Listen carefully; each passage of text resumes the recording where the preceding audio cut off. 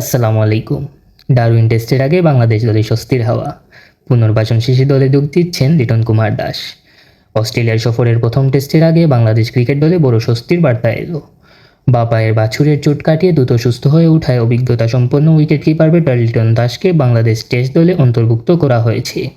আগামী 13 আগস্ট ডারউইনে স্বাগতিকদের মুখোমুখি হবে বাংলাদেশ দল। গত জুনে চোটে পড়ার পর থেকে মাঠের বাইরে ছিলেন 31 বছর বয়সী এই ব্যাটার। তবে বিসিবির মেডিকেল টিমের অধীনে নিবিড় পুনর্বাসন প্রক্রিয়ায় তিনি বেশ ইতিবাচক সাড়া দেন এবং পূর্ণ ফিটনেস ফিরে পান। দীর্ঘ প্রায় 2 দশক পর অস্ট্রেলিয়ার সফরে টেস্ট সিরিজ খেলতে যাচ্ছে বাংলাদেশ। সফরের শুরুতেই দলের কিছু মূল বোলাররা চোট নিয়ে শঙ্কা তৈরি হয়েছিল।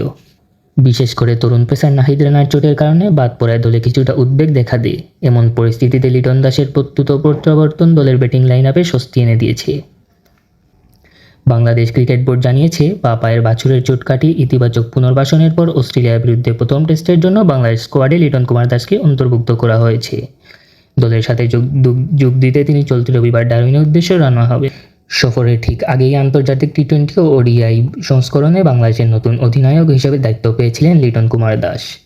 অধিনায়কত্বের নতুন অভিজ্ঞতার পাশাপাশি অস্ট্রেলিয়ার কন্ডিশনে তার মিডল অর্ডারের ব্যাটিং অভিজ্ঞতা বাংলাদেশের জন্য অত্যন্ত গুরুত্বপূর্ণ ভূমিকা রাখবে বলে আশা করি। অস্ট্রেলিয়া সফরে বাংলাদেশ দল 2টি টেস্ট ম্যাচ খেলবে। 6 থেকে 8 আগস্ট 3 দিনের প্রস্তুতি ম্যাচ বনাম ক্রিকেট অস্ট্রেলিয়া একাদশ ডারউইন।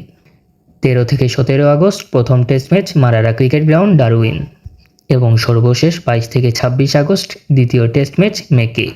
প্রথম টেস্টের হালনাগাদকৃত বাংলাদেশের স্কোয়াড ক্যাপ্টেন নাজমুল হোসেন শান্ত, মেহেদী হাসান মিরাজ সহ অধিনায়ক সৌম্য সরকার, সাদমান ইসলাম, তানজিদ হাসান তামিম, মুমিনুল হক, অভিজ্ঞ মুশফিকুর রহিম, অমিত হাসান, জাকের আলী অনিক, তাইজুল ইসলাম, তাসকিন আহমেদ, হাসান মাহমুদ, সৈয়দ খালেদ আহমেদ, ইবাদত হোসেন, মুশফিক হাসান এবং লিটন কুমার দাস। ধন্যবাদ।